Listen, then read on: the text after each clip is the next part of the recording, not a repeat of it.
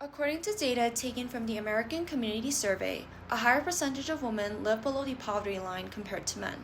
It was also found that men earn higher levels of median earnings than females despite having the same levels of educational attainment. In a climate where women are already likely to earn less money and are at a higher risk of poverty compared to men, single mothers remain as a vulnerable population to poverty. Colorado Springs currently has a higher rate of single-parent households compared to the entire state of Colorado, many of which are run by a single mother. How can these single mothers adequately support their families under a patriarchal society that pays them less than men? One proposed intervention is to lower the maximum level of income in order to qualify for the Colorado Child Care Assistance Program. The CCCAP entitles impoverished families to free child care provided that they have a monthly income of less than $5,336 in Pueblo County. This makes holding a job much easier, but if a mother earns more than that, it would be possible for them to fall below the poverty line, paying for child care / not working, and by the time they did qualify for the CCCAP, they would already be deep into poverty and have to wait for their application to be checked over. Our solution would be to raise the maximum monthly income to $7,000 in order to facilitate a smoother transition for single mothers looking to escape poverty and maintain that status.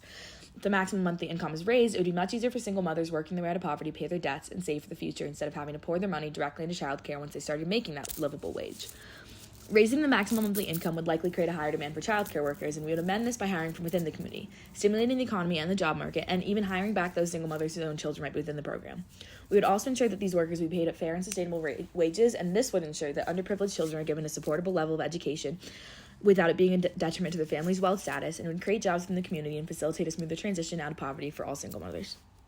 Our other interventions address gender discrimination in the workplace, which affect the employment opportunities and wages of single mothers. Currently, there's a fatherhood premium and motherhood penalty, which affects parent salaries based on gender.